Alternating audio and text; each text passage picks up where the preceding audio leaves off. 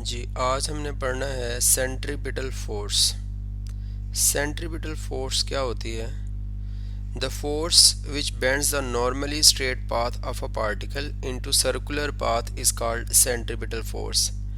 ऐसी फोर्स जो straight path को, बॉडी के स्ट्रेट पाथ को सर्कुलर पाथ में बेंड कर देती है, उसको हम सेंट्रीपिटल फोर्स कहते हैं। या इसको इस तरह से भी डिफाइन करते हैं, a force which compels a body to move in a circular path is called centripetal force।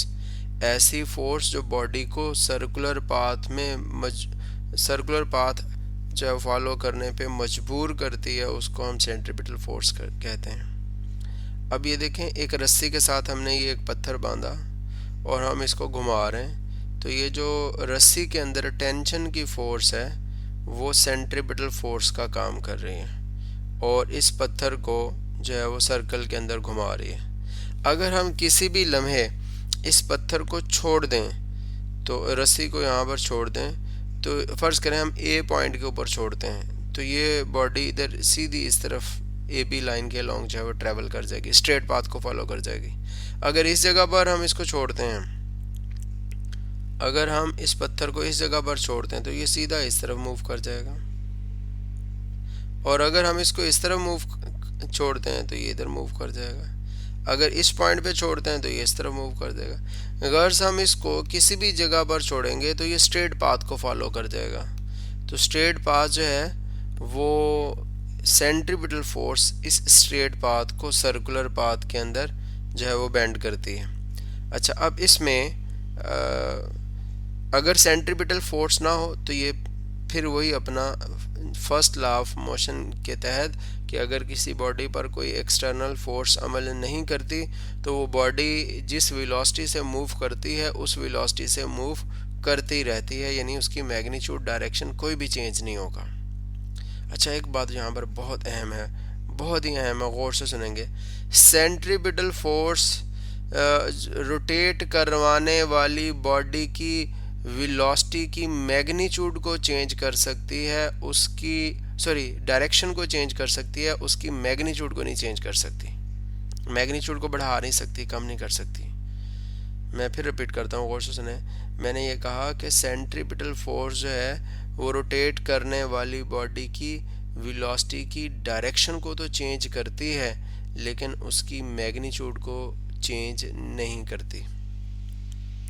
अच्छा, अब इसमें हम यहाँ पर वो कह रहे कि फ़र्ज़ करें एक बॉडी जो है वो मूव करती है सर्कल के अंदर, और जिस तरह एक रस्सी के साथ हमने एक पार्टिकल जो है एक पत्थर को बांधा, इसी तरह एक पार्टिकल सर्कल के अंदर मूव कर रहा है। ये सर्कल जिसको मैं कर्सर के ज़रिए से शो कर रहा हूँ, इस पे फ़र्ज़ करें मूव कर रहा है।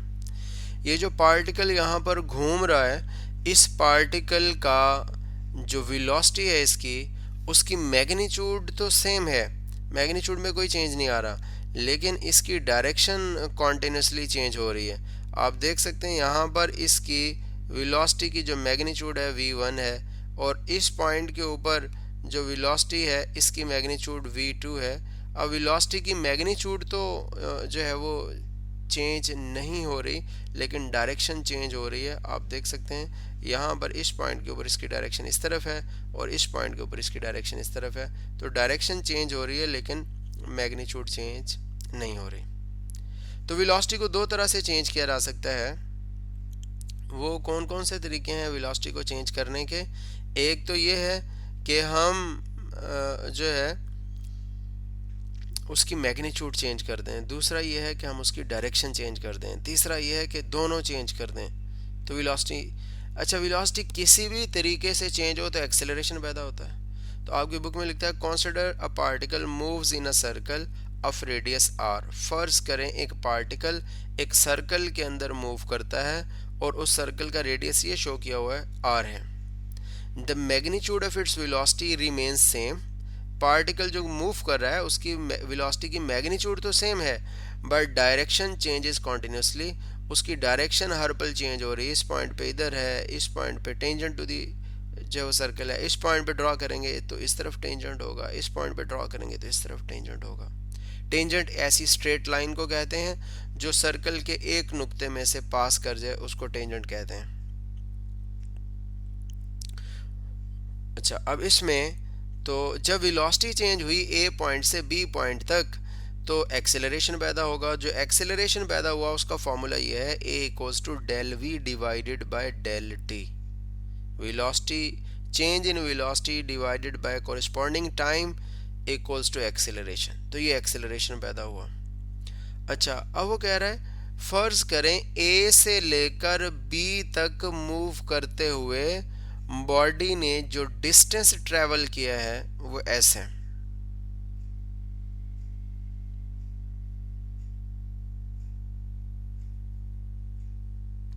जी, इस वेलोसिटी को हमने v1 का नाम दिया है, इस वेलोसिटी को हमने v2 का नाम दिया है। ये फिग मैं आपको दिखा रहा हूँ 5.6a। अच्छा, यहाँ से लेकर ये रेड कलर जो मैं चला रहा हूँ, यहाँ से लेकर a पॉइंट से लेकर b पॉइंट तक जो पार्टिकल ने डिस्टेंस ट्रेवल किया है ये रेड कलर में, ये बराबर है s के। फर्ज कर लिया। और a से b तक मूव करने में ये ए पॉइंट से बी पॉइंट तक मूव करते हुए पार्टिकल ने जो टाइम लिया है वो डेल्टा टी है। फर्ज कर लिया तो हमने लिखा A equals to delta V divided by delta T, where delta T is the time taken by the particle to move from point A to point B. अच्छा, अब हमें डेल्टा टी की वैल्यू यहाँ पर फाइंड करके put करनी है। तो आपने ये तो पढ़ा हुआ है एस बराबर होता है वी ओवर टी के। हमने ये पढ़ा है s equals to velocity multiplied by time.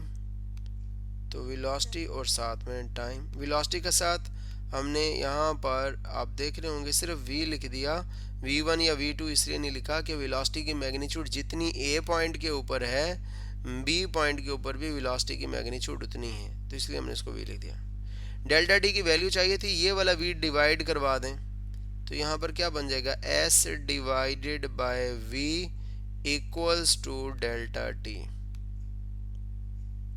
ये हमारे पास डेल्टा टी की वैल्यू आ गई। अब ये डेल्टा टी की वैल्यू इस जगह पर पुट कर दें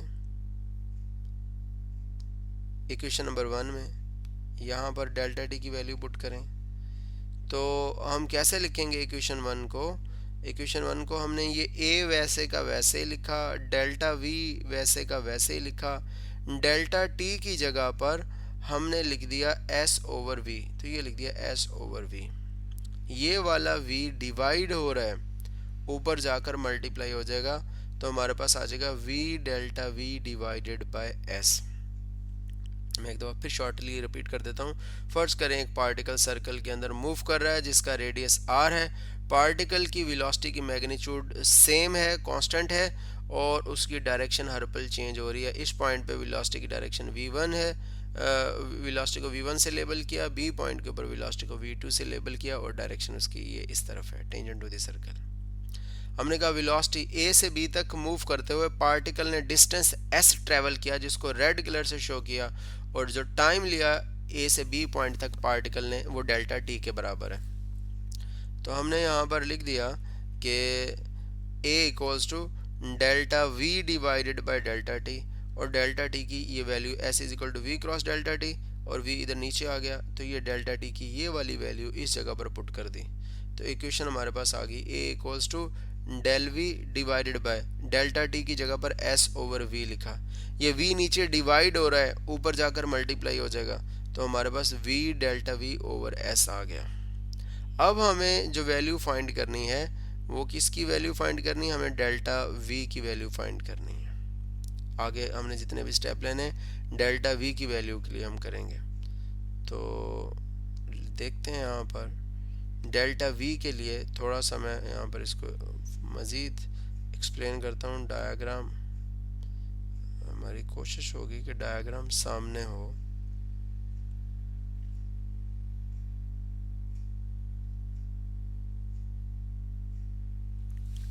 चलिए इधर ड्रॉ कर लेते हैं जी। ये हमने सर्कल ड्रॉ कर लिया। ये सर्कल का जो रेडियस है वो बराबर है r के।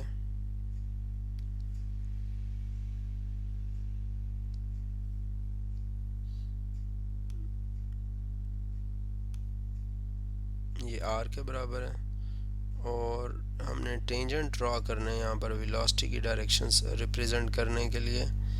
तो इधर हमारे पास आ गया वेलोसिटी की डायरेक्शन इस तरफ है, ये v1, और इधर वेलोसिटी की डायरेक्शन इस तरफ है, इसको हम कह देते हैं v2।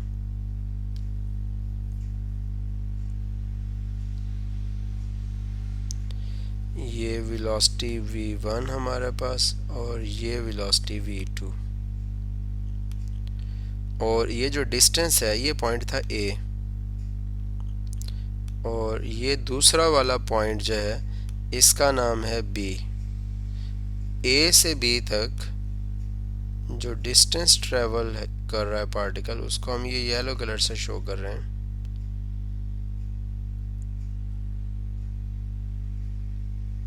ये पार्टिकल ने डिस्टेंस जो ट्रेवल किया है वो s के बराबर है, और a से b पॉइंट तक पहुंचने के लिए जो टाइम लगा वो डेल्टा t है। अच्छा, ये वाला जो एंगल है ये बन रहा है, ये थीटा के बराबर है।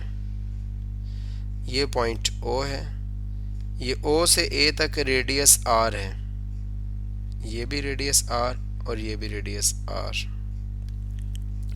अब वो कह रहा है कि now draw a triangle PQR such that PQ is parallel and equal to V1। अब एक और ट्राइंगल ड्रॉ करने जा रहे हैं, और उस ट्राइंगल में ये इसको हम ड्रॉ कर रहे हैं बिल्कुल ये V1 के पैरेलल और इक्वल एक लाइन ड्रॉ कर रहा हूँ मैं।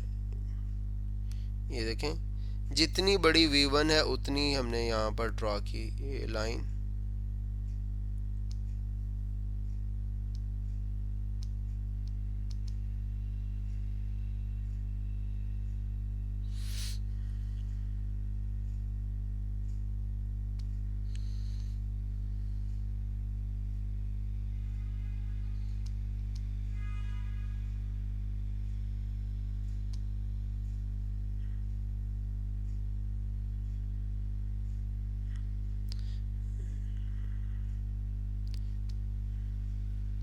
जी, ये हमारे पास V1 है,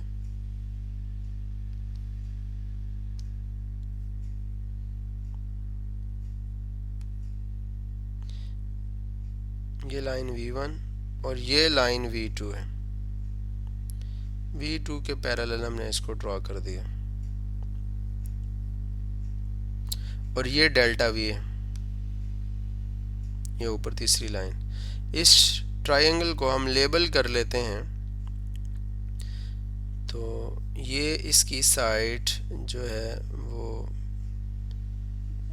P है, ये साइड P है, ये साइड जो है वो Q है, और ये साइड इसकी R है। ये वाली जो लाइन है, ये मैं यहाँ पर जिस यहाँ पे कर्सर चला रहा हूँ, ये P से लेकर Q तक, ये वाली लाइन इस V1 के बराबर है और इसके पैरेलल भी है। तो इसलिए इसको हम यहाँ पर V1 लिख देते हैं, यहाँ पर लिख दिया V1, और ये जो लाइन है दूसरी, ये जो PR लाइन है ये V2 के बराबर भी है और उसके पैरेलल भी है। देखें, दोनों की डायरेक्शन सेम है, तो इसको हम V2 से लेबल कर रहे हैं। ये V2 है, और ये डेल्टा V जो है Q से लेकर R तक, ये चेंज इन वेलोसिटी है, डेल्टा V। अभी जो ऊपर फॉर्मूला हमने लिखा था, मैं ये राइट साइड पे ऊपर कॉर्नर पे लिख रहा हूँ, A हमने लिखा था, यहाँ पर जो फॉर्मूला हमने लिखा AV del V divided bye S, ये फॉर्मूला है, इसकी बात कर रहे हैं। तो इसको हम दोबारा यहाँ पे लिख लेते हैं ताकि हमारे सामने रहे और इसको फिर हम एक्सप्लेन भी कर सकें। तो V del V divided bye S। अब हम करने क्या जा रहे हैं, हम ये डेल V जो है इसकी वैल्यू फाइंड करने जा रहे हैं। इक्वेशन नंबर इसको हमने 2 का नाम दिया। डेल वी की वैल्यू फाइंड करने के लिए क्या किया, हम कह रहे हैं कि ये जो draw another triangle P Q R, एक और ट्राइंगल ड्रॉ करें जिसका नाम पी क्यू आर है। स्टूडेंट यहाँ पर आपकी कंसंट्रेशन फुल चाहिए, ये थोड़ी सी 5-1 मिनट का इसका ये जो है काफ़ी ज़्यादा कंसेप्चुअल है, तो गौर से सुनेंगे। अब यहाँ पर P Q is equal and parallel to V one है। पी आर ये वाली साइड जो है ये बराबर भी है इस वी टू के और इसके पैरेलल भी है, यानी जिस तरफ इस वी टू की डायरेक्शन है इस पी आर की डायरेक्शन भी वही है। चूंकि v1 वेलोसिटी बराबर है v2 वेलोसिटी के, तो हमने यहाँ पे लिख दिया v1 वेलोसिटी की मैग्नीट्यूड बराबर है v2 वेलोसिटी की मैग्नीट्यूड के, जिसको सिंपली v भी लिख सकते हैं, तो हमने v लिख दिया। और उसके साथ फिर हमने कहा ये जो ट्राइंगल है, ये वाली ट्राइंगल जिसका नाम हमने OAB रखा है, मैं यहाँ पर ये लेबल कर रहा हूँ, ये देखें ये O है और ये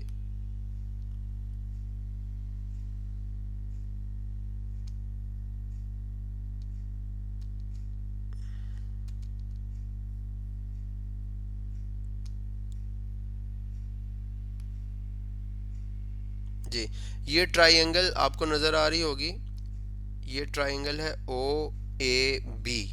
इस OAB ट्राइंगल में ये भी साइड R के बराबर है, ये भी साइड R के बराबर है। OA साइड की लेंथ भी R है, OB साइड की लेंथ भी R है, तो दोनों साइडें बराबर हैं। OA equals to OB।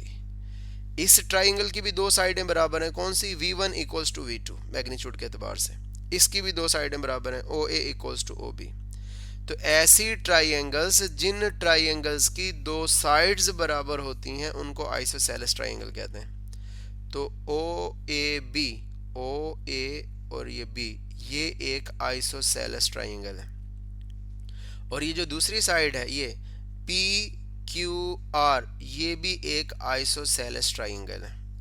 Isosceles triangles कौन सी होती हैं, जिनकी दो साइड्स बराबर हों, तो हम कहते हैं as OA equals to OB, ये लिखा हुआ OA equals to OB, so we can say that OAB is an isosceles triangle।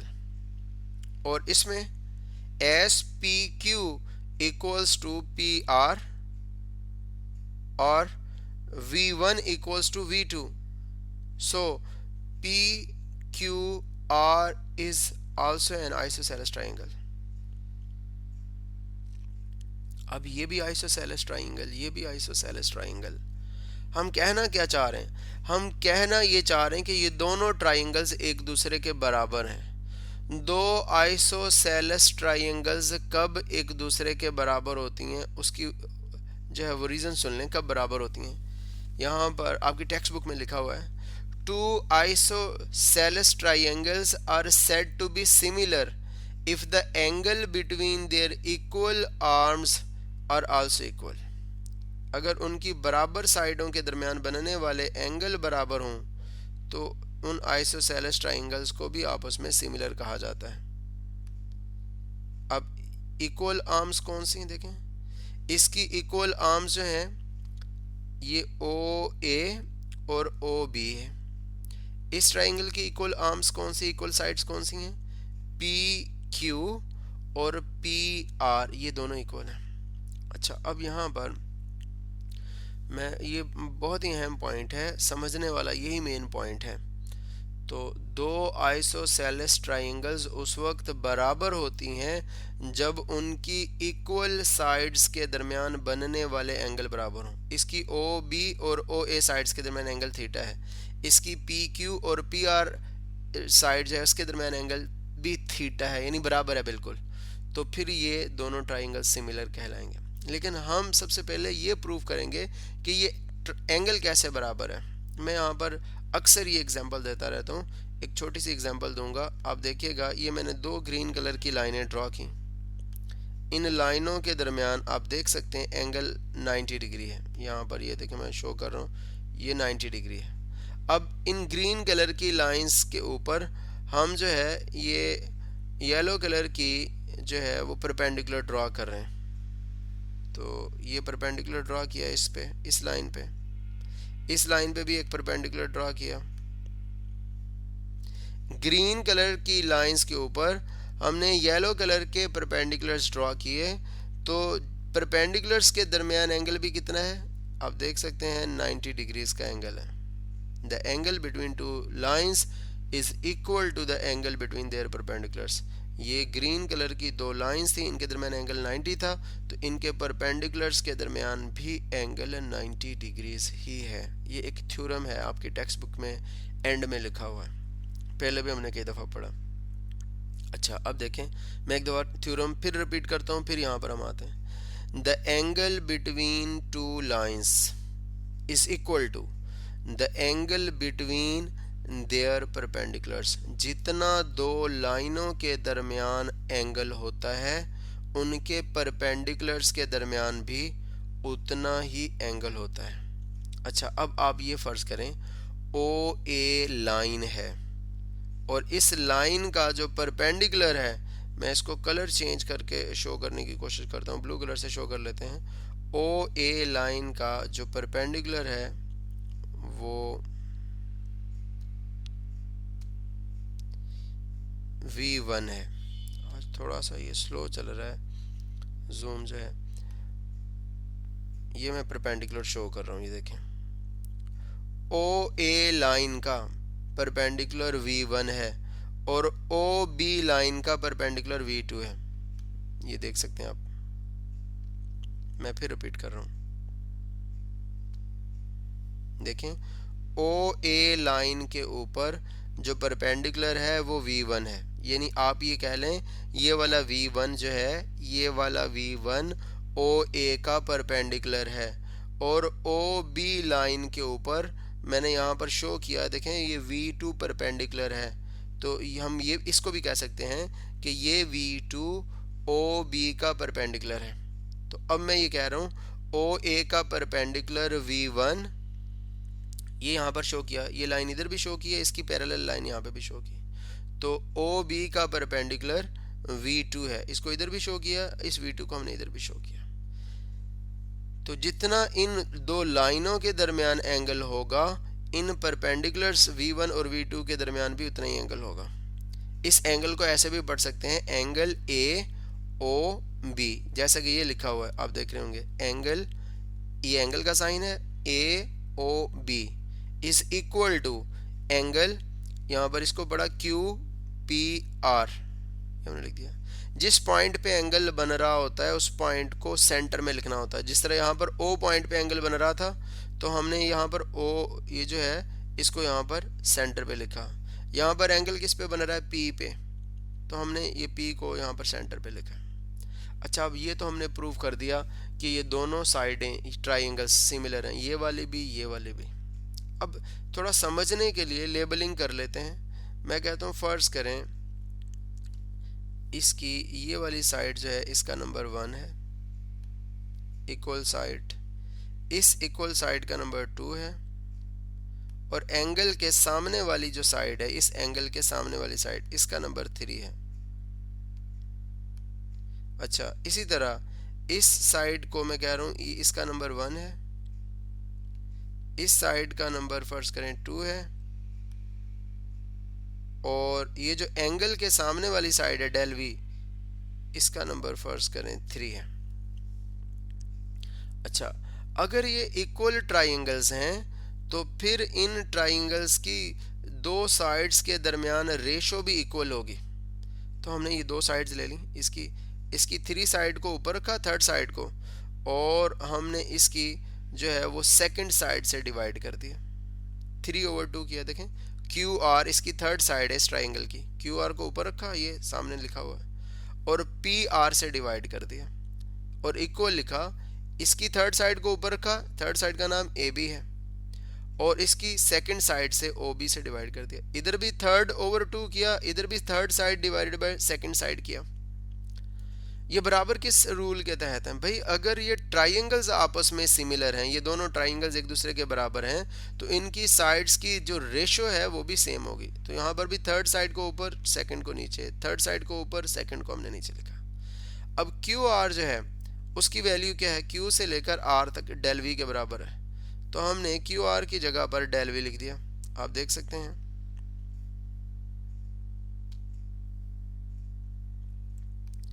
इस क्यू आर की जगह पर हमने डेल वी लिख दिया। और पी आर ये किसके बराबर है? पी से लेकर आर तक ये वी वन के बराबर है।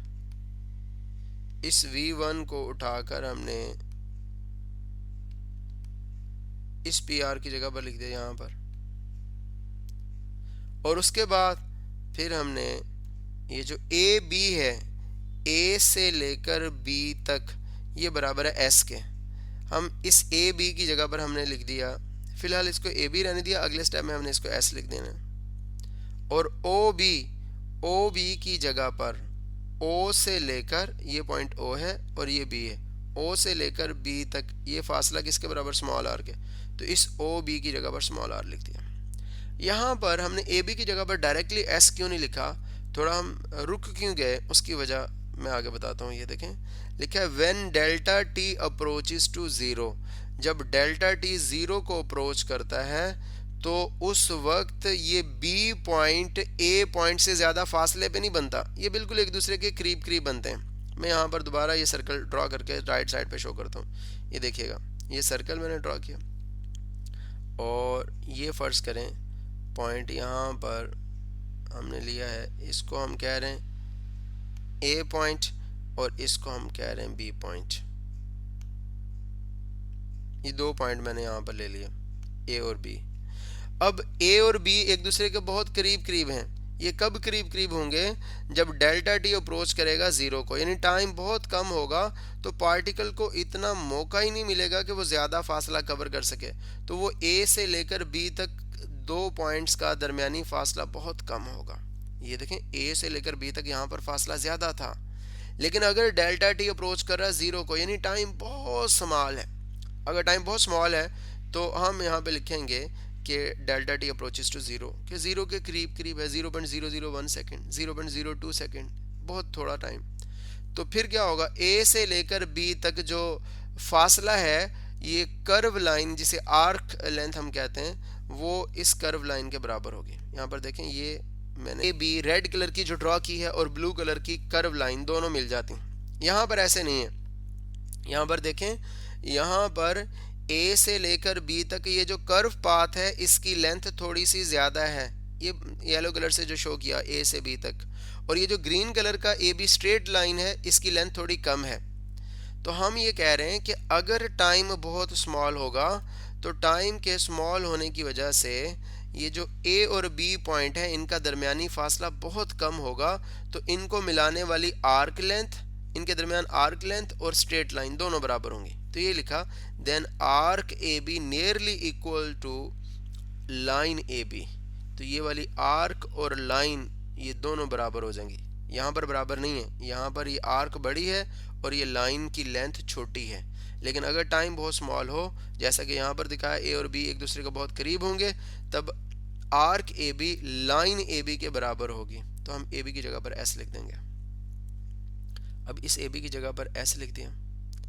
फिर हमें del V A equals to, ये वाला जो बाहर वी था ये वैसे का वैसे ही लिख दिया, और इस डेल वी की जगह पर हमने क्या लिखा? एस वी ओवर, हमारे पास ये आर और साथ में इसके ओवर में एस था।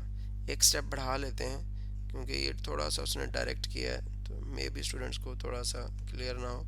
हमने क्या किया? ए इक्वल्स टू, ये वी वैसे ही रहा और हम यहाँ पर ब्रैकेट में ही लिख देते हैं एस और वी डिवाइडेड बाय आर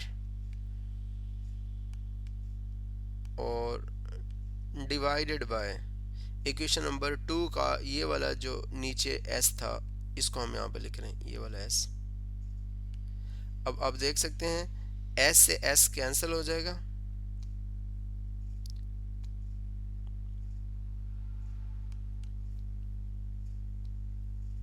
ये s इस s से कैंसिल, तो v इस v से मल्टीप्लाई करेगा, ये वाला v इस v से मल्टीप्लाई करके v का स्क्वायर हो गया, तो नीचे r है, तो हमारे पास बन जाएगा a equals to v square over r, where a is the instantaneous acceleration. As the acceleration is caused by the centripetal force, so it is called centripetal acceleration. ये a जो है लम्हाती एक्सेलरेशन है, instantaneous का मतलब होता है लम्हाती, किसी भी लम्हे पैदा होने वाला। लम्हाती क्यों कह रहे हैं? क्योंकि टाइम बहुत स्मॉल है, ज़ीरो को अप्रोच कर रहा है, तो इसलिए एक लम्हे में पैदा होने वाला, यानी किसी भी लम्हे पैदा होने वाला जो एक्सेलरेशन है उसको इंस्टेंटेनियस कह रहे हैं, और ये सेंट्रीपिटल फोर्स की वजह से पैदा हो रहा है, इसलिए इसको हम सेंट्रीपिटल एक्सेलरेशन कह रहे हैं। फिर उसके बाद आगे वो लिख रहा है, यहाँ पर एक बात लिख रहा है बहुत अहम है, वो गौर से सुनेंगे।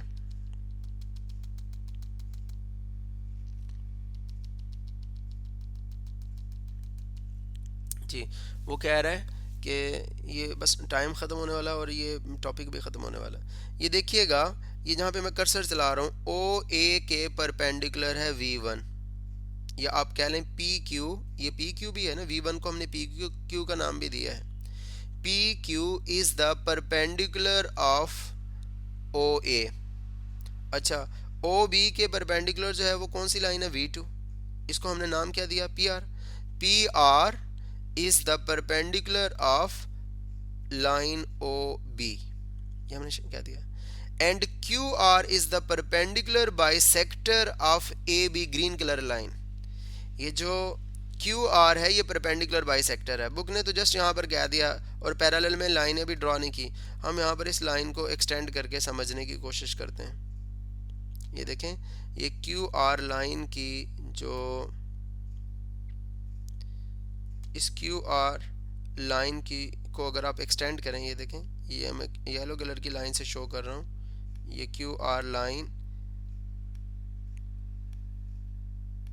ये सर्कल के सेंटर की तरफ जा रही, तो ये जो QR लाइन है अगर आप इसको थोड़ा सा बढ़ाएं तो QR is the perpendicular bisector of AB, यानी ये AB लाइन को 90 डिग्री पे कट कर रहा है। परपेंडिकुलर बाइसेक्टर का मतलब होता है जो 90 डिग्रीज पे कट करे। अच्छा, उसके बाद फिर हमने क्या किया, उसके बाद जो है वो हमने centripetal second law of motion लिखा, F equals to MA। F के साथ भी सबस्क्रिप्ट में C लिख दिया, इधर भी C लिख दिया सेंट्रीपिटल को शो करने के लिए।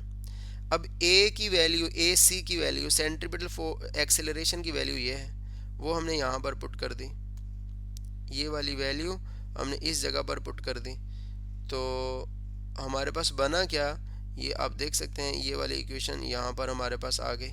तो किस फॉर्म में बनी ये, इसको हमने लिख दिया FC इक्वल्स टू, ये M वैसे का वैसे ही, AC की जगह पर ये उसकी value V square over R, वो हमने लिख दी MV स्क्वायर ओवर R, ये हमारे पास इसका फॉर्मूला बन गया।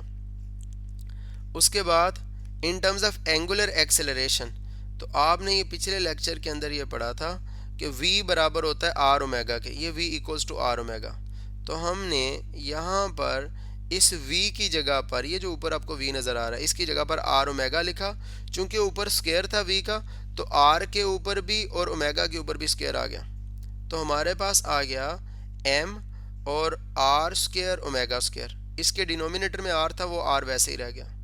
अब अगले स्टेप में क्या हुआ कि ये R जो है, ये वाला R, ये R इस R स्क्वायर से कैंसिल हो गया, तो हमारे पास जो फॉर्मूला बना वो है M R ओमेगा का square, M R omega square, ये हमारे पास सेंट्रीपिटल जो फोर्स है इन टर्म्स ऑफ एंगुलर जो वेलोसिटी है उसके साथ हमारे पास इसका फार्मूला आ गया, और इसकी डायमेंशंस होती हैं MLT इनवर्ट स्क्वायर, फोर्स की जो डायमेंशन होती हैं वही इसी की हैं। अच्छा, एक आखिरी बात, अगर आप इस सेंट्रीपिटल एक्सेलरेशन को लीनियर वेलोसिटी के लिहाज से तो हमने लिखा है, अगर आप इसको एंगुलर वेलोसिटी के लिहाज से लिखना चाहें तो आप इसको ऐसे लिख सकते हैं, V की जगह पर R ओमेगा लिख दें, तो R ओमेगा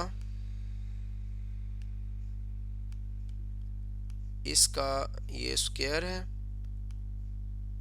ओवर में R है,